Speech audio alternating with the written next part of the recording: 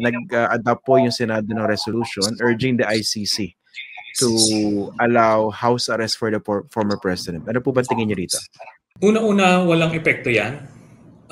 Yung resolution na yan. Siyempre, yan ang audience niyan yung national government na tipong ma-persuade yung national government na manawagan din. Pero even assuming na yung Marcos administration decides to communicate with the ICC na hinihikayat na ibalik dito si Duterte para i-house arrest dito, kahit na gawin yan ng national government at malayo pa tayo dyan, hindi rin yan papansinin ng ICC. Kasi unang-una, hindi tayo miyembro ng ICC. Kasi nga, di ba, nag-withdraw na si Duterte doon. Kung ang mga ikinoconsider lang for interim release, yung mga bansa na pwedeng mag-host sa interim release ay yung mga bansa lang na miyembro ng ICC. Para bound sila ng mga polisiya na tipong o pagka kailangan maghumarap na siya sa korte, talagang obligadong dadalhin siya ng host country. Pero tayo, since hindi tayo member, hindi tayo bound sa kanilang mga polisiya, kaya hindi pwedeng sa atin ibibigay yan si Duterte. So ano lang yan, ang pakay niyang resolution na yan ay maaring sumisip-sip kay Sara Duterte or parang hindi sila masira dun sa mga Mindanao votes, mga ganun lang po yan. Tingin niyo ito bang mga senador na bumoto pabor dito sa resolution, mukha ba nakatingin sila sa 2028? Kasi nabanggit nyo nga, baka may effort na pagsip-sip kay Sara Duterte. Mukha bang they're looking far ahead to 2028? Naninigurado, sabihin na natin. Kasi alam nilang bengador si Sara. Diyan parang nagro-roll call eh. O sino ba yung bebengahan ni Sara dyan? O hindi. So kailangan nilang magpakita na, ano kami dyan, pumirma kami dyan para later on, kung sakaling manalo si Sara Duterte as president, meron silang resibo. Parang gano'n.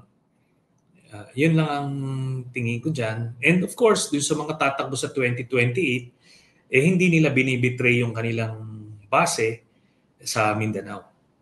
Okay. Galing po kayo dyan sa The Hague, no? Ano po ba yung nakalap niyo impormasyon dyan? Kasi merong claim, of course, yung kampo ni Duterte na inhumane daw at saka unjust yung kanyang continuous detention. Tapos merong claim itong si Sara Duterte, natagpuan daw, tama ba, unconscious yung dating Pangulo, may problema raw sa ingrown toenail. Ano po ba yung sitwasyon talaga ng dating Pangulo dyan base sa nakalap niyo impormasyon? Ito po. Pero bago yan, Christian, ililiwanagin ko lang, hindi po ako formal na naitalaga para mag-welfare check kay Duterte. And yung welfare check mismo na walang consent si Duterte, I seriously doubt that. Naniniwala ko hindi nangyari yan. Kasi parte nga ng polisiya ng ICC Detention Center, kailangan kahit sino man ang bibisita, kailangan merong consent nung detainee. Ibig sabihin, pagka hindi pumayag si Digong na bisitahin siya kung sino man, hindi mangyayari yung pagbisita na yun. Okay. So, eto na. Punta tayo dun sa mga nangyari. Base sa nakalap natin na impormasyon, walang nangyaring pagkahimatay, kung ano man, na unconscious daw si Duterte, hindi nangyari yon. At parte na nga yan dun sa briefing na ginawa ng ICC regarding policies of the ICC Detention Center.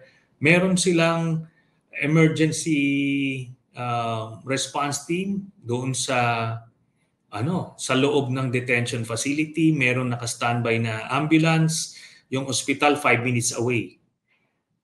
So walang insidente at any time na nagkaroon ng medical emergency as described by Sara Duterte and yung iba pa sa kampo nila. Besides, part ng polisiya ng ICC ay may access si Duterte mismo 24/7 sa telepono sa kanyang pamilya. So kung meron mang insidente nangyari sa kanya, agad-agad pwede niyang ma-relay yan kay Sara at sa mga pamilya. Pero walang ganon. Sabi ko nga dun sa mga reporter sa mainstream media, reviewin nyo yung mga footages nung interview nila Sara, nila Pulong, kung sino man na bumisita. So as late as before September 23, yung bisita na yon, paglabas nila, ni isa sa kanila wala nagsabing nakausap ko yung tatay ko, hinimatay siya, ganito. Wala silang sinasabi. Bigla na lang dito sa press ko ni Sara, para nang ang daming beses na raw nangyari na hindi nila alam. Ba't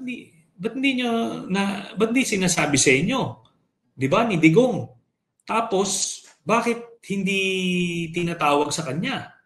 Di ba? Hindi ba importanteng development? So, as far as humanitarian treatment is concerned, alam nyo yung detention center ng ICC, ito na yung pinakang first class na treatment sa mga detainees sa buong mundo. Kasi yung kanilang kwarto, 10 square meters, tapos meron sariling banyo, tapos kwarto ito, hindi ito wala itong selda. Then meron siyang recreational area, may common area siya para makahalubilo yung ibang detainees, may library, may kitchen, may recreation facilities. So talagang para siyang nasa nasa resort. Komportable siya dyan. Tapos yung visitation rights, walang limit. Kung kailan nila gustong bumisita, yung pamilya, pwede silang bumisita. Walang visiting hours. Yung conjugal rooms, ganun din. Conjugal visits ay wala ring limit. Ang limit lang kung okupado yung conjugal room. So napakaluwag nung sitwasyon dito. Ano tingin niyo objective dito? Meron ba kayo nakikita parang coordinated effort on the part of the Vice President tsaka yung mga ibang DDS? Kasama na rin si Senator Robin Padilla na nagsabi meron daw early signs of dementia yung dating Pangulo. Ano sa tingin niyo objective dito para palutangin ng Vice Presidente and claim na natagpuan daw unconscious? Palagay ko ang pakay nila dito, naghanap sila ng alibi to justify yung pag-delay nung confirmation of charges hearing and para dun sa kanilang interim release. Yun ang kanilang objective. They're hoping to sway the ICC judges na kaawaan ito, parang matanda na, ganito. Kaso, hindi nila alam. Meron yung mga, may mga 96 years old nga na mga Nazi war criminals na, na hinatulan at nakadetine, di ba? So, naghahanap sila ng alibi for this. Tapos, ang isang nakalap natin na impormasyon doon sa kampo nila Duterte, ay kaya nila pinapospone yung confirmation of charges hearing noong September 23 dahil kumpiyansa daw sina Sara Duterte na makakaupo na sila sa pwesto at mapapatalsik na sa pwesto si President Marcos. So siya na yung magiging presidente. And kung mangyari yon, sila na ngayon ang sisigurado na yung mga testigong nakahanay para laban kay Duterte, tas yung mga dokumento, pwede na nilang masabotahe yung kaso and eventually madi-dismiss. Yun ang kanilang game plan.